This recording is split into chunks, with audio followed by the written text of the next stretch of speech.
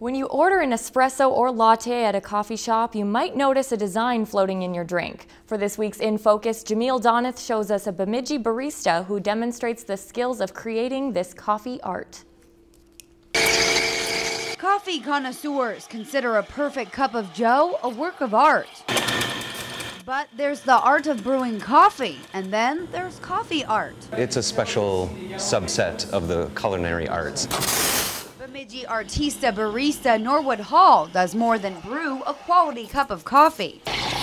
He can take a simple espresso and turn it into edible art. It's an art that you consume.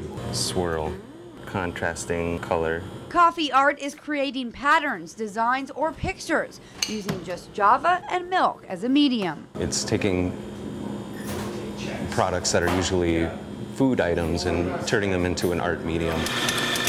Just like making this caffeinated beverage, there's a serious skill behind this culinary art form. It takes a feel, it takes a touch. Hall has tackled his brewing techniques, but it wasn't until he opened his own coffee shop about 7 years ago that he came upon the culture of coffee art. It was something that I discovered in some old videotapes down in the basement, and I thought it was really cool, and I thought I'd give it a try, and it turns out I have a knack for it. There are two methods to making coffee art: Sort of cut through the milk. Etching and milk throwing. They're commonly referred to as rosettas, and you get a really nice contrasting colors in there.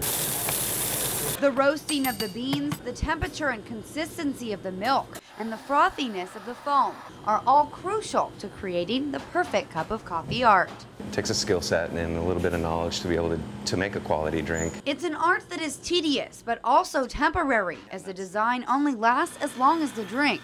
And if it's a good cup of coffee, that's merely minutes. It literally starts to disintegrate as soon as it's done, so you have very little time with it. While this edible art can only be enjoyed for a few minutes, Hall says it's a gratifying creation because it's a multi-sensory experience, something that you can enjoy with your eyes and your stomach.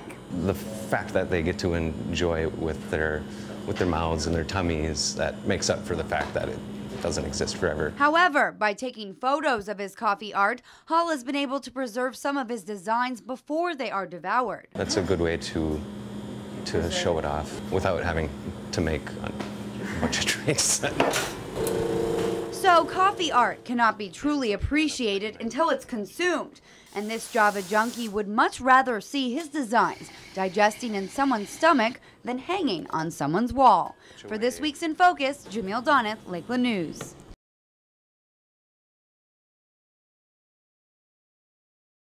If you've enjoyed this segment of Lakeland News, please consider making a tax-deductible contribution to Lakeland Public Television.